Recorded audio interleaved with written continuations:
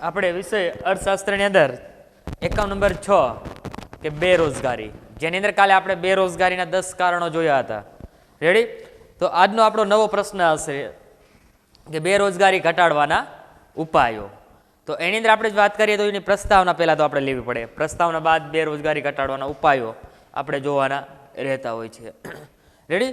તો આજના જે મુખ્ય મુદ્દા છે એ જ હું લખાઈશ, ડિટેલમાં તમારે લખવાનું રહેશે. બરોબર છે? તો આની અંદર આપણે જોઈએ તો કે એની પ્રસ્તાવનાથી આપણે શરૂઆત કરીએ. તો પ્રશ્ન ગમે તે લખવાની આપણે શરૂઆત કરીએ, 5 માર્ક્સનો હોય એટલે એની પ્રસ્તાવના ફરજિયાત લખવી.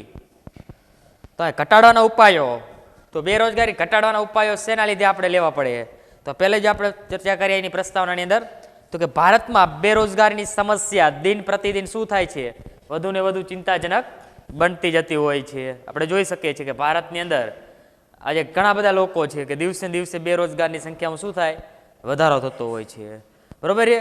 તેમને ડિગ્રી મેળવેલ, શિક્ષણ મેળવેલું હોય છે, છતાં પણ તેમને રોજગારી મળતી નથી. જેના લીધે પણ શું થયું કે રોજગારીની અંદર બેરોજગારીની સંખ્યામાં વધારો થયો હતો. તો આ વસ્તુ કેવી છે કે દિવસે દિવસે બેરોજગારની સંખ્યા વધવાની છે, તો એ કેવી બાબત બનશે? એક સમસ્યા બની જાય, એક ચિંતાજનક બાબત બનશે ને, કે એક સમય એવો આવશે કે દેશની અંદર બેરોજગારોની સંખ્યા વધી ગઈ હશે રોજગારી મેળવવા કરતાં. રેડી? તો ત્યારે શું થાય કે તેના કારણો આપણે તપાસ્યા પછી સમસ્યાના હલ કરવાના ઉપાયોનો સરળતાથી ખ્યાલ આપણે આપી શકાશે. આપણે કાલે એના કારણો જોયા. બરોબર? કે વસ્તી વૃદ્ધિનો દર, શ્રમનો પુરવઠો ઊંચો, બરોબર, શ્રમની ગતિશીલતા ઓછી. તો આ બધા એને આપણે કારણો કાલે જોયા હતા. તો એ કારણોને લીધે જ હવે આજે આપણે એની સમસ્યા છે જે બેરોજગારીની, એની હલ કરવી હોય તો કારણો ઉપરથી આપણે જાણી શકીએ છીએ. તો પહેલો જ મુદ્દો આપણે એનો જોયો હતો કે વસ્તી વૃદ્ધિનો ઊંચો દર.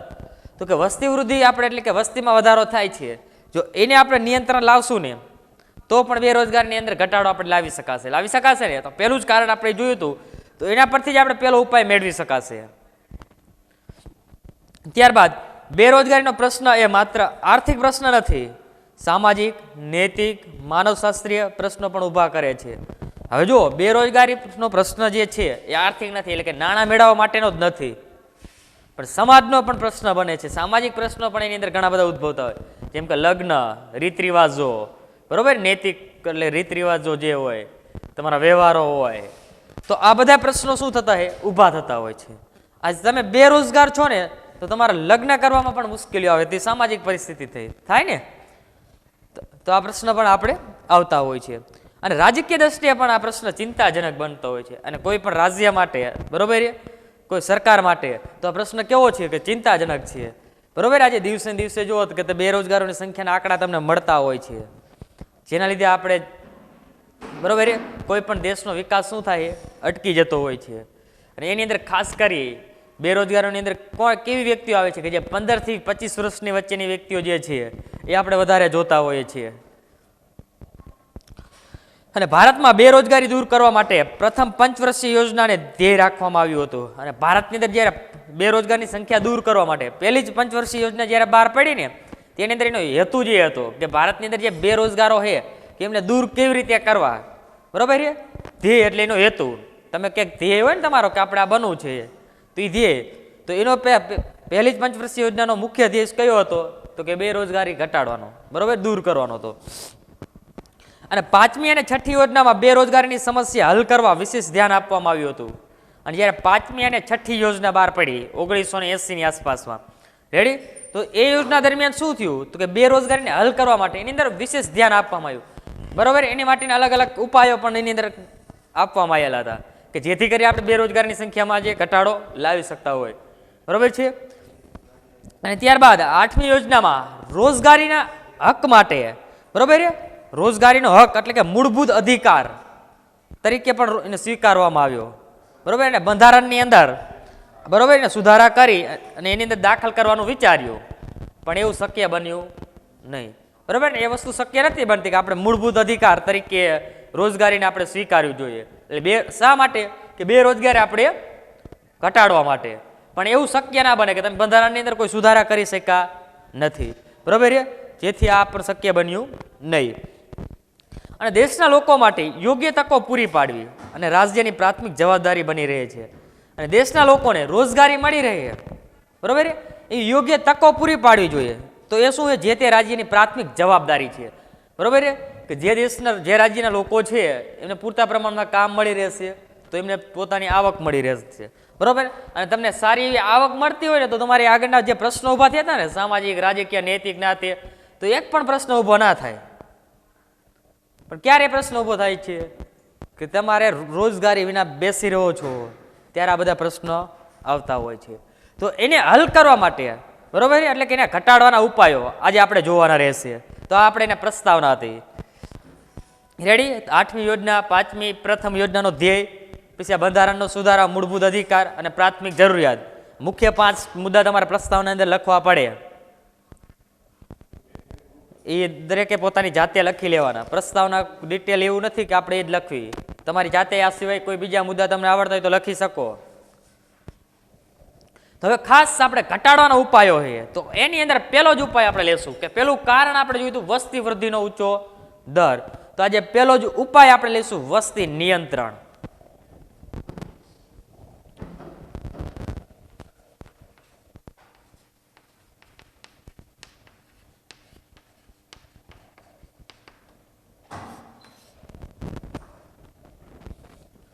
વસ્તીને નિયંત્રણ. તો આપણે આગળ જોયું કે કારણોની અંદર કે ભારતનો વસ્તી વૃદ્ધિ દર કેવો છે? ઊંચો છે. બરોબર. વસ્તી વૃદ્ધિ દર ઊંચો હશે તો શ્રમિકોની સંખ્યા કેવી હશે? વધારે હશે. બરોબર. વધારે પડતી હશે. શ્રમિકોની સંખ્યા વધારે છે અને આપણા દેશની અંદર બીજી તરફ જુઓ તો કે આર્થિક વિકાસ એ પૂરતા પ્રમાણમાં રોજગારીની તકો ઊભી કરી શકતો નથી. રોજગારી મેળવનાર લોકો વધારે, બરોબર, વસ્તી વધે છે તો રોજગારી મેળવનાર લોકો વધે છે. રોજગાર મેળવનાર લોકો વધ્યા તો સામે આપણા દેશની અંદર આર્થિક વિકાસ થયો પણ તો એમ છતાં એટલી રોજગારીની તકોમાં વધારો થયો નથી. અને રોજગારીની તકોમાં વધારો ના થાય તો અંતે શું બને? તો કે બેરોજગારોની સંખ્યામાં વધારો થતો જોવા મળે છે. રેડી? તો આપણે આ મુદ્દો ખાસ યાદ રાખવાનો. તમને ટૂંકમાં એ મુદ્દા લખાવું છું અહીંયા. તો પેલું જ આપણે યાદ રાખશું કે વસ્તી વૃદ્ધિમાં વધારો થાય તો શું થયું કે શ્રમિકોને એટલે કે કામ કરનાર શ્રમિકોમાં સંખ્યામાં પણ શું થાય? વધારો થાય છે. રેડી? કે વસ્તીમાં વધારો થતા શું થશે? શ્રમિકોની સંખ્યામાં વધારો થશે. બરોબર? શ્રમિકોની સંખ્યામાં વધારો. તમારે આ મેં ખાલી મુદ્દા લખ્યા, તમારે આખા વાક્ય લખવું પડશે. શ્રમિકોની સંખ્યામાં વધારો થશે તો આપણે ખ્યાલ છે કે આર્થિક વિકાસ થવા છતાં રોજગારીની તકોમાં વધારો થયો નથી. તો આપણે અહીં લખશું કે રોજગારીની તકોમાં વધારો થયો નથી.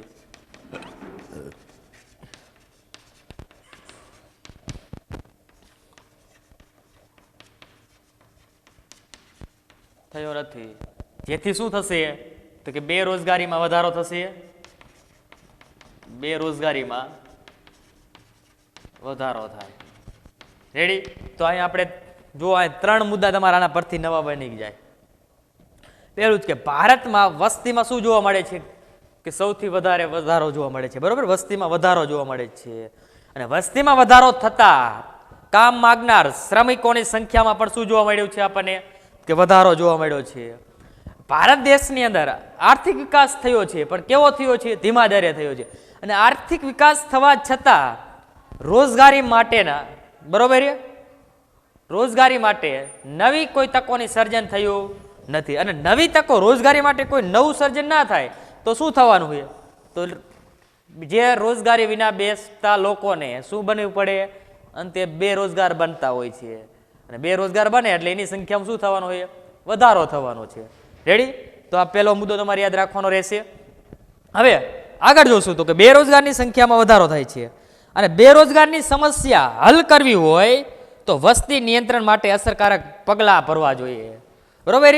તમારે બેરોજગારની સમસ્યા છે આજે વસ્તીને લીધે નહીં, તો એ વસ્તીને આપણે ઘટાડવાના ઉપાયો લેવા પડે. એટલે કે વસ્તી નિયંત્રણ એટલે ઘટાડવા માટે. તો હવે આપણે આગળનો મુદ્દો લેશું કે બેરોજગારની સમસ્યા, બેરોજગારની સમસ્યા હલ કરવા માટે શું કરવું પડશે? કે વસ્તી નિયંત્રણ.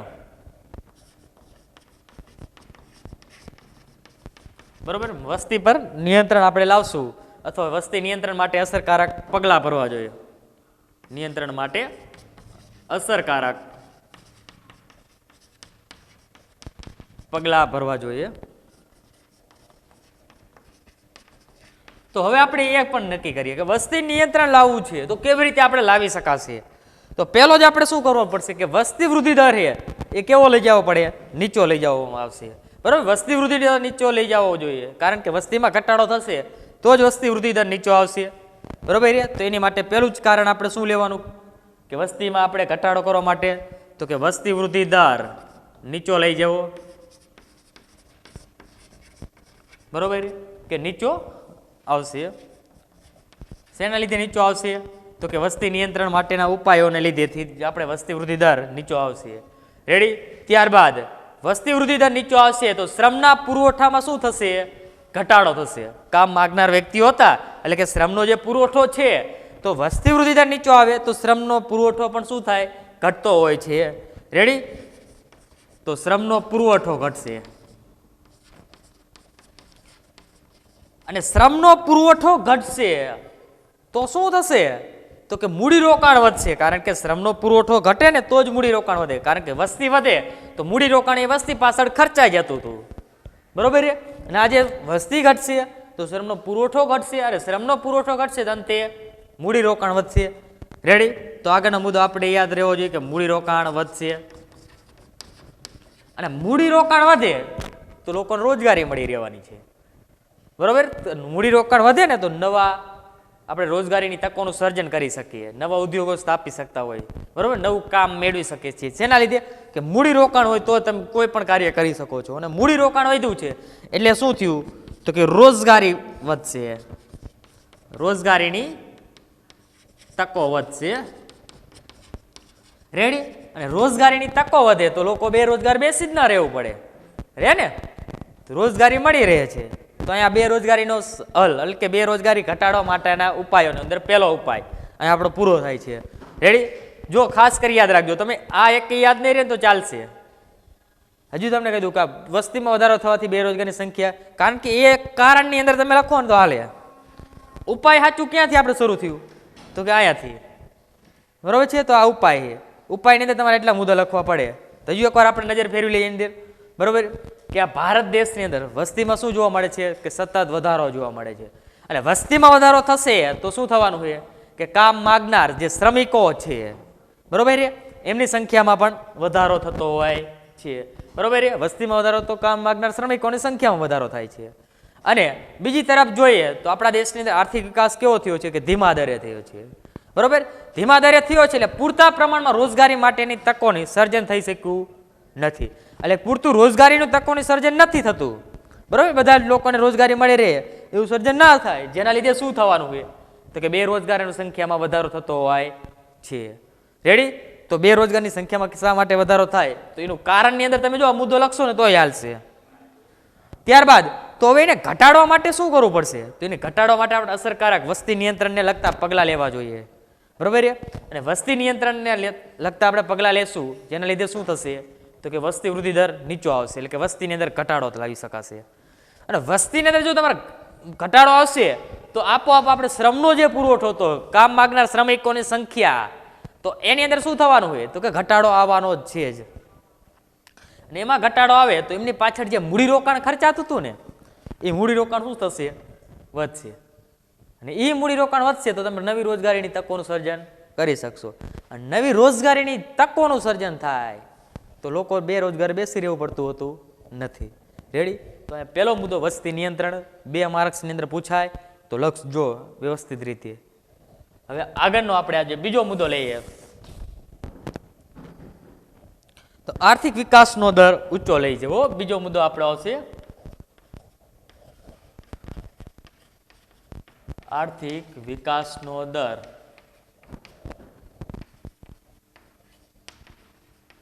ઊંચો લઈ જવો.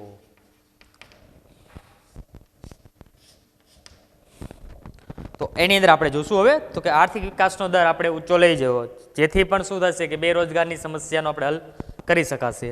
તો એની અંદર જોઈશું કે આર્થિક વિકાસ દર ઊંચો લઈ જઈ અને બેરોજગારની સમસ્યા હલ કરવી એક શું છે રચનાત્મક ઉપાય છે.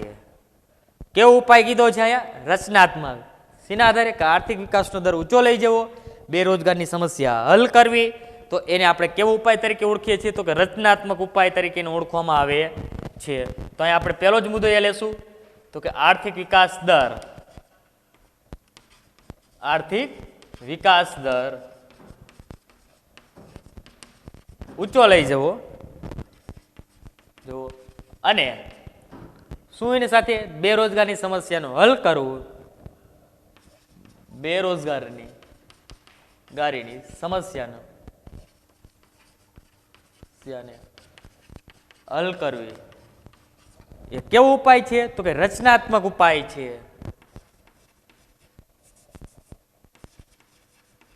રચનાત્મક ઉપાય છે. રેડી? તો તમને એક વાક્યની અંદર પૂછાય તો તમે લખી શકો છો, બરોબર છે? તો કે આર્થિક વિકાસ દર ઊંચો લઈ જઈએ અને બેરોજગારીની સમસ્યા આપણે હલ કરી, તો એને કયા ઉપાય તરીકે ઓળખીએ છીએ? તો કે રચનાત્મક ઉપાય તરીકે આપણે એને ઓળખવામાં આવે છે. અને આર્થિક વિકાસ નિયમિત દરે વધારો કરવામાં આવે તો રોજગારની તકોમાં વધારો થઈ શકે છે. તો બીજો મુદ્દો ખાસ યાદ રાખવાનો રહેશે કે આર્થિક વિકાસમાં વધારો થાય તો રોજગારની તકોમાં શું થશે? તો કે વધારો થતો હોય છે. તો આપણે ક્લોઝ લખશું એનો, તો કે આર્થિક વિકાસમાં વધારો. આર્થિક વિકાસમાં વધારો તો શું થાય? તો કે રોજગારીની તકોમાં વધારો થાય છે. એટલે કે રોજગારીમાં વધારો થાય તો થતો હોય છે. જે દેશનો આર્થિક વિકાસ દર ઊંચો એ દેશમાં રોજગારીની તકો કેવી હોય? કે વધુ હોય છે. એટલા માટે આપણે બીજો મુદ્દો યાદ રાખશું કે બરોબર છે કે જે દેશમાં આર્થિક વિકાસ દરમાં વધારો થાય તો તેમાં શું થવાનું છે? કે રોજગારીની અંદર વધારો થવાનો છે. ત્યારબાદ ત્રીજો મુદ્દો યાદ લેવાનો રહેશે કે દેશના અર્થતંત્રમાં જુદા જુદા વિભાગો વચ્ચે, દેશના અર્થતંત્રની અંદર જુદા જુદા વિભાગો આવે, બરોબર છે? એ વિભાગો વચ્ચે સંકલન કરીને જાહેર, ખાનગી, સરકારી કે અન્ય સ્વરૂપની ઔદ્યોગિક ક્ષેત્રે મૂડીરોકાણ વધે તેવા પ્રયત્ન કરવા જોઈએ. કેવા? તો કે અન્ય સ્વરૂપે, બરોબર? અર્થતંત્રની અંદર જુદા જુદા વિભાગો છે. કેવા વિભાગો? તો આપણે ખ્યાલ છે કે જાહેર, બરોબર છે? ખાનગી, જાહેર ક્ષેત્ર, ખાનગી ક્ષેત્ર, સહકારી ક્ષેત્ર. તો આ બધા તમે ધોરણ 11 ની અંદર BA ની અંદર ભણીને આવ્યા હતા. રેડી? તો આ અર્થતંત્રની અંદર શું કરવું જોઈએ? કે મૂડીરોકાણ વધે, બરોબર છે? તેવા પગલાં લેવા જોઈએ કે અન્ય સ્વરૂપના ઔદ્યોગિક એકમો, અન્ય સ્વરૂપના ઔદ્યોગિક ક્ષેત્રોમાં શું થવું જોઈએ? કે મૂડીરોકાણ વધે તેવા પ્રયત્ન કરવા જોઈએ.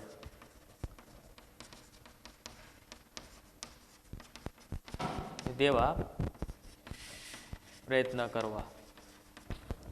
રેડી? તો આ મુદ્દો પણ યાદ રહ્યો છે કે અર્થતંત્રના જુદા જુદા વિભાગો છે. કયા કયા? કે જાહેર, ખાનગી, સહકારી, અન્ય સ્વરૂપના ઔદ્યોગિક ક્ષેત્રો. તો એની અંદર મૂડીરોકાણ વધશે તો આપણે ખ્યાલ જ છે કે મૂડીરોકાણ વધે તો રોજગારી વધવાની જ છે તમારે આ ક્ષેત્રોની અંદર પણ. રેડી? તો ત્રીજો મુદ્દો આપણે યાદ રહેવો જોઈએ કે અન્ય ક્ષેત્રના જે વિભાગો છે અર્થતંત્રના, એમાં મૂડીરોકાણમાં વધારો થવો જોઈએ. આ નામ યાદ રાખવાના એના તમારે રહેશે. ત્યારબાદ આગળનો પ્રશ્ન રહેશું કે કૃષિ ક્ષેત્રે સિંચાઈની સગવડો વધારી અને અન્ય જરૂરી સવલતો પૂરી પાડી અને કૃષિ વિકાસનો દર ઊંચો લઈ જવો જોઈએ. બરોબર છે? તો અહીં આગળનો મુદ્દો લેશું કે કૃષિ વિકાસનો દર ઊંચો લઈ જવો. કૃષિ ક્ષેત્રે છે, બરોબર, સિંચાઈની સગવડો વધારવી જોઈએ. એની માટે અન્ય કોઈ સવલતો હોય, બરોબર છે, કે સબમર્સિબલ પંપ, એ સિવાય ટ્રેક્ટર, તો આ બધી અન્ય સવલતો કહેવાય. સુધારેલા બિયારણો, બરોબર. તો કૃષિ માટેના કેવા કહેવાય? કે અન્ય સવલતો છે. તો એ અન્ય સવલતોની અંદર આપણે વધારશું એટલે શું થવાનું છે? તો કૃષિ ક્ષેત્રનો વિકાસ થતો હોય છે.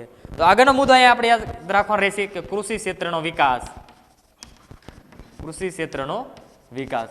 જો કૃષિ ક્ષેત્રનો વિકાસ થાય તો શું થવાનું હોય? તો કૃષિ સાથે સંકળાયેલા જે લોકો છે તો એમને રોજગારી મળી રહેતી હોય છે, બરોબર છે. તો અહીં કૃષિ ક્ષેત્રનો વિકાસ તમારે ચોથો મુદ્દો યાદ રાખશો. ત્યારબાદ આગળ જોઈએ તો કે હરિયાળી ક્રાંતિનો લાભ. હરિયાળી ક્રાંતિ થઈ આપણે ખ્યાલ છે. તો હરિયાળી ક્રાંતિ શું થયું હતું? તો કે અમુક રાષ્ટ્રને જ મળી હતી. પણ જો આપણે આજે બેરોજગારીની સમસ્યાને હલ કરવો છે તો હરિયાળી ક્રાંતિનો લાભ બધા જ રાજ્યને મળે તેવા પ્રયત્ન કરવા જોઈએ, બરોબર છે. તો આગળનો મુદ્દો યાદ રાખશું તો કે હરિયાળી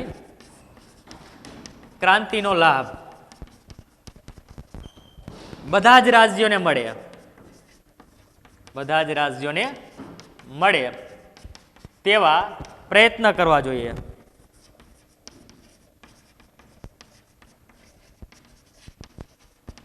તો આગળનો મુદ્દો આપણે યાદ રાખશું, પાંચમો મુદ્દો.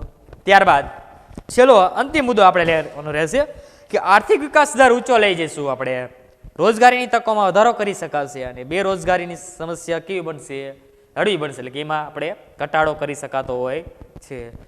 છેલ્લે આપણે લખવાનું રહેશે કે અને અંતે તેથી શું કરી શકાશે, આર્થિક વિકાસ દર આપણે ઊંચો લઈ જશે. બરાબર, એટલે કે આર્થિક વિકાસ દરમાં વધારો, આર્થિક વિકાસ દરમાં વધારો થાય તો શું થવાનું છે, તો રોજગારીમાં વધારો થશે. રેડી, અને રોજગારીમાં વધારો થાય તો શું થવાનું છે, તો કે બેરોજગારીમાં ઘટાડો લાવી શકાશે. તો છેલ્લે આપણે લખી નાખવાનું કે બેરોજગારીમાં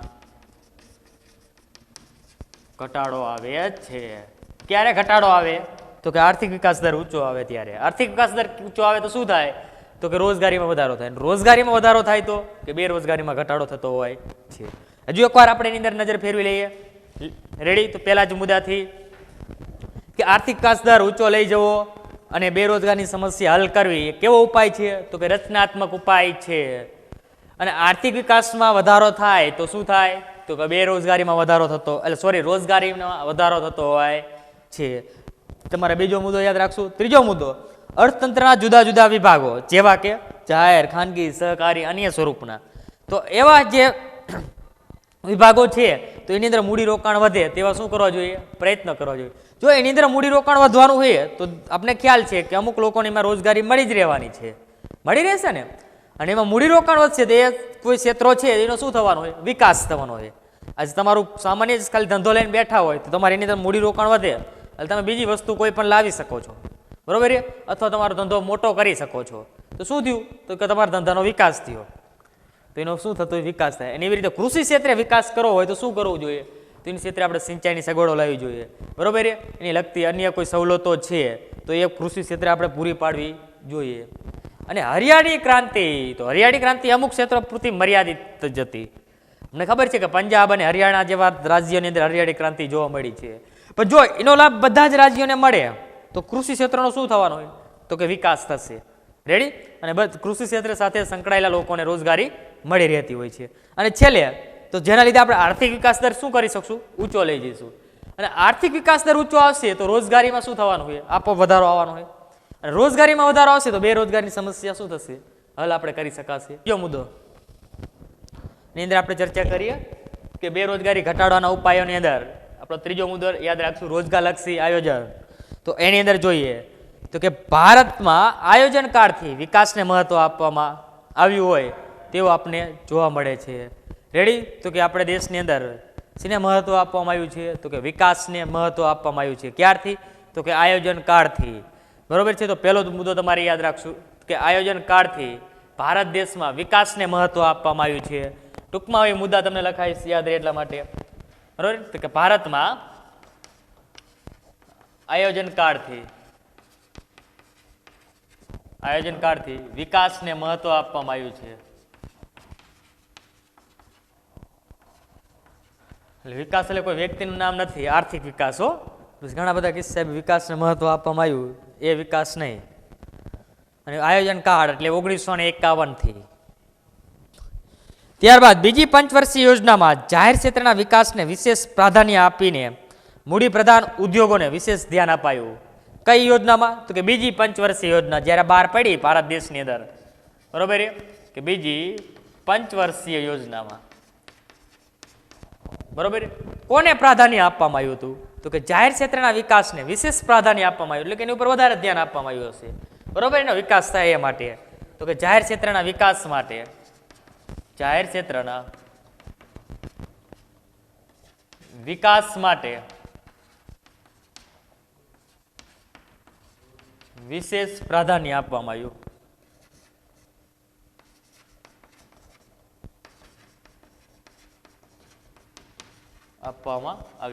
એના ક્ષેત્રે વિશેષ પ્રાધાન્ય તો આપવામાં આવ્યું, એની સાથે સાથે ઉદ્યોગોની અંદર મૂડી પ્રધાન ઉદ્યોગો પર વિશેષ પણ ધ્યાન આપવામાં આવ્યું હતું. શેના ઉપર, તો કે મૂડી પ્રધાન એટલે કે યાંત્રીકરણ, તમને ખ્યાલ છે તો કે મૂડી પ્રધાન ઉદ્યોગો પર, બરોબર, મૂડી પ્રધાન ઉદ્યોગો પર વિશેષ ધ્યાન આપવામાં આવ્યું હતું.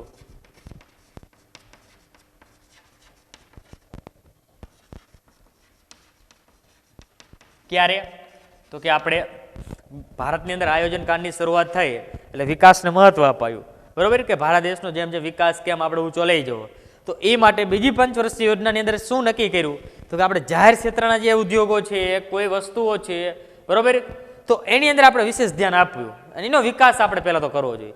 અને એનો વિકાસ આપણે કેવી રીતે કરી શકાશે તો એમને એવું નક્કી કર્યું કે આપણે મૂડી પ્રધાન ઉદ્યોગો છે, બરોબર, મૂડી પ્રધાન પદ્ધતિ છે એ ઉદ્યોગોની અંદર અપનાવી લીધી. મૂડી પ્રધાન ઉદ્યોગો પર વિશેષ ધ્યાન આપ્યું એટલે શું થશે કે એની પાસે નવા નવા યંત્રીકરણ આવ્યા, રેડી, જેના લીધે શું થવાનું હોય કે દેશ, બરોબર, કોઈ ઉદ્યોગોનો વિકાસ થશે, દેશનો વિકાસ થશે. હવે એમાં શું થયું તો આગળ જોઈશું તો કે મૂડી પ્રધાન ઉત્પાદન ઉદ્યોગોને વિશેષ ધ્યાન અપાયું અને મોટા પાયાના ઉદ્યોગોને બદલે નાના ઉદ્યોગો અને શ્રમ પ્રધાન ઉત્પાદન પદ્ધતિ પર ભાર મૂકવાની જરૂર છે, બરોબર. તો એના કારણે એવું બન્યું કે જે મૂડી પ્રધાન ઉત્પાદન પદ્ધતિ અપનાવી તો મૂડી પ્રધાન ઉત્પાદન પદ્ધતિને લીધે શ્રમિકોને રોજગારી ઓછી મળતી હોય, બરોબર. પણ આવું એ થયું તો એના બદલે શું કર્યું તો કે મોટા પાયાના ઉદ્યોગોને બદલે નાના પાયાના ઉદ્યોગોમાં શ્રમ પ્રધાન ઉત્પાદન પદ્ધતિ અપનાવવાનું નક્કી કર્યું, રેડી, એટલે કે એના ઉપર ભાર આપવામાં આવ્યો. તો આગળનો મુદ્દો આપણે યાદ રાખશું કે નાના ઉદ્યોગોમાં